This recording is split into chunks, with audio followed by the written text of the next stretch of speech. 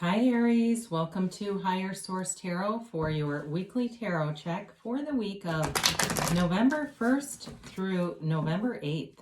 This is for all Aries, Sun, Moon, Rising, and Venus. And thanks as usual to everyone for all that you do for the channel, from being a subscriber to watching the readings and hitting that like button. I really do appreciate it. It's fun for me and I enjoy doing the readings, so we'll continue. I don't offer personal readings. I've had some inquiries. I just don't have time in my schedule. But if that changes, I will make an announcement, a community post, and probably announcements on the readings if I find the time to do that on any consistent basis. And if you're new here, I'd love to invite you to join us and become a subscriber. I post new readings every Friday, and then typically again on either Monday or Tuesday. So I recognize that it's always somebody's reading. It's not going to be every person's reading every time, so you can either check back on the channel in a couple of days or check a different part of your chart. I've gotten some good feedback on that from people. So let's get the advice here for Aries, please. What does Aries need to know? What messages do you have for Aries, Sun, Moon, Rising, and Venus? Okay. So we'll do our tarot reading here, and then we will do an Angel Answers Oracle card reading. You can ask a yes, no in a timeline. So you start off here with the Eight of Pentacles, the Seven of Swords, the Seven of Wands, the Queen of Cups, the King of Wands, the Six of Wands, the Wheel of Fortune, and the Ace of Cups. Very nice. So as soon as I saw the Seven of Swords show up right next to the Seven of Wands, I thought if anybody gives you any problems, you're going to clap back so hard, they're not going to be left standing. So for whoever is, if you're a cross watcher and you are the Seven of Swords, just don't. It's not going to turn out in your favor. So any conflicts that you have here, it's almost like, it's an interesting reading because it's almost like, I look at you, you're really focused in that Eight of Pentacles. You have some kind of little energy that shows up here that's irritating. And it's like you immediately go into your own energy to stop it and just redirect it. So it really is kind of comical to look at it. It's like, don't bother Aries while they're working, please. And don't talk to them before they've had their coffee in the morning. So you have here all the elements. It's a nice fiery energy for you, though. I do like to see the King of Wands and the 6 and 7 really showing up here. And you've also got some kind of a new cycle. I do feel like you're bringing in love. I feel like you've had a lot of very strong money readings. So for some of you, especially if you're entrepreneurial, you've got some kind of side business or something you're doing online, it's definitely going to bring in profits. This is a very lucrative energy. It's also an energy of focusing on yourself, of self-improvement, of knowing what you want. So for those of you that really relate to the money stuff and feel like that has gone really well, I do feel an energy shift a bit in wanting to bring in love, wanting to bring in a relationship and somebody that really is your equal, especially if you've had relationships where, you know, you maybe weren't in pain, you weren't in love, but you were more in pain, or the relationship ended and the feeling was not the loss of the relationship as much as abandonment. I get that for somebody. It's like, it's not really the pain or love that's lost. It's this reoccurring theme and working through that. So for somebody here, I mention this periodically, there is a really good video by Greg Braden, who's really a scientist, but he's one of these crossover people that's gotten into more of the soft sciences. Anyway, he does a whole video about the 7 mirrors of relationships of the Essenes. And the Essenes were a group that contributed to the Dead Sea Scrolls. So like Jesus was an Essene, Mary Magdalene, John the Baptist, a lot of famous, you know, spiritual teachers were Essenes. So that might be worth watching if that's you. If you go, yep, I've got a pattern I've got to break free of because I don't want that again. So with this, I do feel like you have somebody kind of snarky around you. Maybe it's at work. This isn't a love interest. This is like an irritating neighbor or something. It does feel work related though too, with the pentacles right next to it. It feels like just being careful about your ideas and things. Even somebody taking your food out of the office refrigerator. I don't know who that is for, But that just came in too. It's like that level of annoyance. Like you can't buy your own Slim Fast. You know what I mean? It's like that kind of crap. So I don't feel like it lasts for long. Sevens in the tarot are about victory and success anyway. So it's really kind of a fleeting energy, but I do feel like you may encounter somebody at work who's kind of irritating. Or like I said, it could be something outside of work, like a relative or a snarky neighbor that just gets on your nerves. But that's all right. I always say this with this card, the Seven of Wands, when they go low, we go high. That's what it reminds me of, because you have a solution to any problem here. You're in alignment, especially with that focus of the Eight of Pentacles coming through. So with this alignment, you have the ability to solve problems very naturally, very effortlessly, very easily. You move and navigate around that kind of business. So it's really kind of irrelevant, quite frankly, but it is really a nod to your own alignment though. So acknowledge that and know that the universe wants you to interact with it. The universe wants to play with you and have reciprocation. So acknowledge when you are in the solution, like, hey, I know I'm in a higher vibration right now, because that answer came like that. So you have the Queen of Cups coming in. You definitely have love coming in. You have a very nurturing energy coming to you. So for some of you, this is also about that self-improvement we talked about, focusing on your appearance, focusing on deeper than that though, and that's more on the mundane, right? But it's also too, I feel like somebody's getting their where they live in order too, especially if you've been single and you've kind of let some things slide because you've been busy making money, busy with work, or pulling money towards you. If you say, well, it's not quite here yet, that's all right, you've been busy. It's also about that too, like kind of all around you, really cleaning everything up, getting your vibration up, and feeling really ready. And be ready to be ready to be ready, right? Abraham Hicks always says that. And it really is like that. It's like preparing your vibration like it's already here. Because you wouldn't want to get caught, the phrase comes in, with your pants down. But I don't mean that literally, but you wouldn't want to get into a situation where you meet somebody and go, oh crap, my house is a pigsty. Or, there are some teachers that talk about literally cleaning out drawers and closets to accept a new interest, a new love interest. That's something too you could try. So you've got the King of Wands. Love to see this for you. It's you and your personal power. For some of you, I do feel like you may go online and meet somebody, even though it's not a sword. I feel like it is you taking action, you putting yourself out there. You might even start talking to people and saying, I'm kind of interested in dating again, or asking somebody out that you have your eye on.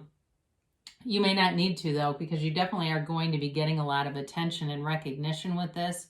You're a leader. You're a leader at work. You're an initiator. You're the fire starter of the zodiac, right? You're the beginning. And everything that you put your attention to and really unwavering faith into will come about. You get what you expect, and you are the cause, and everything around you is the effect. So when you're in this kind of energy, be aware of that, because you're manifesting things left and right, and you want to be deliberate and get the things that you want. So you have nice aspects for money, and it's stable. Okay, there's definitely stability here. But the love stuff is big time. That is really probably the dominant part of this reading. So you move into the Six of Wands. As we go through this, let's just talk about these together. You've got a new cycle starting here. And it's one where you feel great, especially if you've had relationships, like I said, where you were in a lot of pain, but you kept putting up with something. This is not that. This is very unconditional, very honest, very integrous kind of a relationship. And you get a lot of attention here. And I know that sounds kind of egotistical, but I don't feel it's from that necessarily that level, as much as you're feeling really good and you're going to attract high vibrational people in this energy. I've listened to a lot of speakers through Alcoholics Anonymous and talking about their love issues. And I can remember one vividly saying she was a shit magnet. Well, what does that really mean? She's low vibrational. She was in early recovery at the time that she felt that way, or maybe even still drinking, and felt like that's what she attracted. Well, you attract what you are. And not that she was shit, but she was low vibrational, and that's why she was doing that. And that, there's a lot of talk too. I won't get off on this too much, but about drinking as really a way to try to feel like you're connecting with source temporarily for people that struggle with that. And I've been in recovery many years. So I do feel like for some of us, and I know there's other folks that listen to the channel that are also in active recovery, I do feel like there's some merit to that. So you're in a high frequency here. You're attracting good people, you're attracting attention, and you're looking good and feeling like you're in flow. Really. So put your name out there, put yourself out there, because you'll attract back to you how your consciousness is, your thoughts, your feelings. And so for those of you that say, no, I'm really more like the Nine of Swords, those feelings are all generated by your thoughts. It's all that epigenetic stuff. Your thoughts affect your biology. So you have control over that. That's the good news. The other good news is the universe wants to bring in good things to you with this Wheel of Fortune. And it does seem like a bit of a chance meeting is possible here, a chance encounter with somebody that you know or somebody who has an interest in you. And it will be turning in your favor with this. It's really about momentum and picking up momentum on that positive vibration and attracting in the things that you want. You definitely have a love interest here. I said that before. They might be a water sign, Cancer, Pisces, Scorpio.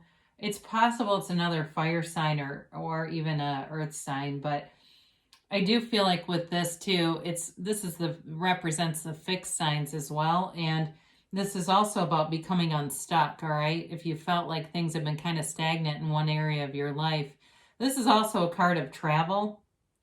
So for some of you, you may have travel indicated and you're working towards it and planning a vacation. I look right at that Eight of Pentacles. You're working, focusing, but looking forward to traveling, getting out a bit, going to see some places, because we've all been a bit cooped up, haven't we? And it's interesting seeing on the news and even reading like on TripAdvisor in different areas, because I travel quite a bit myself, what places are expecting in terms of masks and things.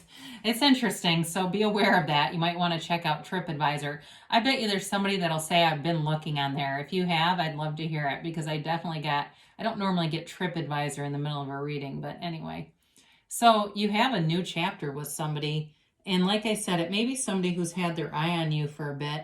It's possible this is a I wouldn't rule out reconciliation with the Wheel of Fortune in this here too, but I don't necessarily feel like it's overwhelmingly indicated either. You don't have some of the other cards that tend to be more related to that. I would tell you though, you're drawing in love and you're drawing in somebody that you can really be yourself with. And it may be somebody, like I said, from the past who knows you, who's already a friend, and it turns into more. Maybe the timing wasn't right before.